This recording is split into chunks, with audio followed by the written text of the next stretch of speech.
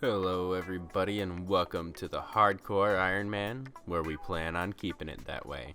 I'm Dirty Bob, and this is Iron Main. Hello everybody and welcome back. We're starting our episodes off in the mines of Camdozel, and in the mines of Camdozel, you'll find a fancy little mining area, of course, a cute little fishing spot, and a somewhat deadly new rune crafting meta. If they really just let it be that way. What I'm talking about is actually tradable chaos, mind, and body cores. And honestly, we could even go a step further and make it for like mud rooms in the swamp or lava rooms in Karanja. But that's beside the point, because today we're going to start off with mining. And you might also notice that being a little bit of a trend this episode. And today I'm gonna go ahead and try a new thing here. You can see the mining levels racking up at the bottom, but this is where we got our mining levels, and I figured it'd be a little bit easier to just show these off like this, since, you know, fireworks going off isn't necessarily the most interesting thing we can do in an episode. Plus, hopefully it'll help to keep a cohesive story too. But why are we here? Well, personally, I want to get my mining level up, like so, and explore the new area. I'm not exactly a completionist on this account, but some habits do die hard. So I decided to AFK here for a day or two and see exactly how far this place can really take us. So we're here for the Baronite deposits. And there's a couple of things that you can get for like the museum, but there's two items in particular that I am here for, and that's the Baronite mace head, and we're also looking for the Camdozel hammer, which is basically, you know, a rune scimitar equivalent when we get the Baronite mace, and a wieldable hammer for smithing and Motherlode Mine and anything else like that. 26 smithing in the bag, and you know I can't go without fireworks for too long. But here's actually the rates of anything that we can get out of the Baronite deposits. And no, they don't actually have the statistics up yet, but we can glean a couple of things from the wiki, but it doesn't help us too much. I'd say it's probably between 1 in 100 and 1 in 1,000. That's a pretty damn big range, but that's the orange rare bracket. So I'm actually going to stay here for a little while and see if I can't end up getting all of the things and get our first green for the collection log. Right before we do that, we're going to activate a luck boost. And honestly, I would kill for this to be a feature in Motherlode Mine for nuggets. Come see, everybody, the grand spectacle of Baronite breaking. We're gonna be smashing until we get everything that we came here for, hopefully completing the collection log today. And go ahead, leave down in the comments below what you think is the most and least common thing in the collection. Go ahead and leave in the comments below how your luck was if you've done this, or also what do you even think about the Baronite mace? And with that, everybody, it brings us to a close. We finally got the telescope, and let's see who the winner is of this mini competition I just made up in my head. We've got the Baronite head and the Ancient Ledger tied at 7 apiece. In second place, we have the Ancient Carcanet at 4. And then for last place, we have a tie between the Ancient Astroscope and the Ancient Treatise, but the Astroscope definitely took us the longest. We sure can't forget about any of those smithing levels we just got mining deposits. All of that mining being quite the grind. We did get a bonus out of it though. We've actually activated every single one of the bonuses in Camdozel in just enough time to do some fishing. And really, I don't know what to say about this. This is like second inventory maybe. So lucky. We've got the mace handle. I still actually had a decent amount of shards left over, so definitely gotta go to the vault with those. And I mean, it's a cute little mini game, and I could use some supplies on pretty much everything. But this mini game is a little bit harder than I expected. Okay, I got in, I got out, I grabbed the biggest box I could find, all the way in the back. Let's see if it's worth it. Hopefully I can make up for last time, but you know, I'm not holding my breath. Nope. Well, let's go ahead and see the best case scenarios. And honestly, everything on this table isn't really that appealing. It really feels like it should have gone up to at least rune. Now I got me a hammer that needs some fixin', Mr. Oregano. Actually, 3. And there goes most of my shards. Now it's time to turn in all of the ancient things we found in the mine. Too bad we can't turn the heads in for some kudos, but oh well. That brings us up to 33 kudos and apparently an absolutely piss poor amount of money for time spent getting these artifacts. This is why art gets sold on the black market. While I'm outside of my cave, it's time to stock up with 1 mithril scimitar, 1 pair of mithril and adamant plate legs, just to stock up for later, 1 mithril plate body, and instead of listening to my janky ass voice, I hope you guys enjoy this little montage.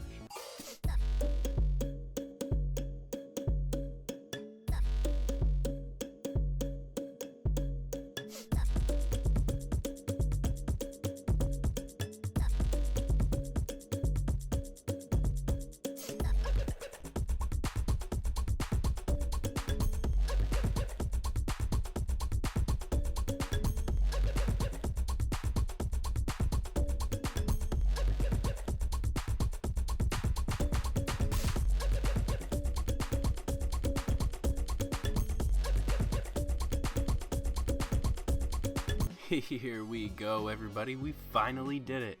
We've got our hands on the Baronite handle. Just to get it, we had to kill 225 flawed golems, 329 mine golems, 61 body, and 21 chaos. And the loot tracker even says a little bit over 400k worth of loot. It's time to do it, everybody. The reason why we came here today, let's make the Baronite mace. For 1,500 shards, it's really not that bad. But when you try to sell it to him, he only wants to take it for like 100. Which is like, no, that's not worth it. And here it is, everybody. We can't actually equip it just yet. But that's something I plan on taking care of this episode even. Let's take a quick look at the collection log, and that green looks so nice. And overall, I'd say Camdozel was pretty good. If it wasn't only free to play, or if they chose to expand it in like several other golems or maybe different mini games to play instead of the vault, this place could be really good. And maybe even have an area locked Iron Man for it too. Overall, I'd say I'd give this place about an 8 out of 10, because that's just about where we're at in the episode too. So, since we were mining, I figured it might be a good idea to mine a little bit more. But really, I'm here to unlock a couple of things first. That being the Prospector's outfit. Second, also being access to the top level of the Motherlode Mine. And if I can swing it, I'm gonna try to get a bigger coal bag, but that's a little bit of a grind. 57 to 66 mining, and it's actually time to buy the full Prospector's outfit. I'll be coming back later for a few things in this store, but that's only after we get a bigger expansion for our coal bag. Alrighty, time to throw these on and see that sexy man chest. Oh yeah, that's good. And of course we gotta pay respects to the smithing levels that Motherlode Mine has brought us. That is 33 all the way to 37 smithing. And you know, I gotta say, just fix the wheel. No one ever wants to fix the wheel, and it's really easy, especially if you can't wield your pickaxe. Just wield the Imacando hammer. With our brand new outfit, it's time to take on the world, and by the world I mean the mining guild right next to Motherlode Mine. And look out for 69. Nice. With another 70 and 71 mining in the bag, I want to go ahead and stop and say, aw, thanks so much, Hirun. I really love it when you guys say, hey, appreciate ya, keep it up, anything like that. You You guys are awesome. That's 72 mining in the bag, and I just want to say, I really love seeing the skilling areas like this. Super populated and all active. You guys might have noticed a few things stacking up in our inventory, and that's actually unidentified minerals. These things build up when you mine any rock in the mining guild, and you can actually use them to buy the mining gloves. There are actually 3 tiers of mining gloves, and you gotta buy the first 2 tiers and then combine them to get the 3rd tier, and that's what we're gonna do. It takes about 240 unidentified minerals to do it, so we're already halfway there. Knocking out a couple more mining levels. This is actually a several day grind, but it gets a little shorter for you guys at home. As quick as it started, it's now done, and we gotta get us some mining gloves. It's 60 shards for the basic gloves, and then it's gonna be 120 for the tier up. Afterwards, it's gonna cost us 60 more just to combine them. Kind of a ripoff, but don't ask me. There we go, let's smash these bad boys together, and you might be wondering what these gloves even do. Well, they give you a chance of whatever ore you're mining to not deplete, and I'll go ahead and put up what the odds are for the different ores while you're mining, and of course, these gloves help you stay fresh as hell. Back at the Motherlode Mine, but only for 2 levels downstairs, because we're gonna fix that problem right now. We've collected 100 nuggets for the brand new level of Motherlode Mine. That's actually 281 total, since we got the full prospector's outfit on the bottom floor too. So now that technically means only 400 more nuggets to go. The first level on the top of Motherlode Mine, and I'm bored, let's do something else.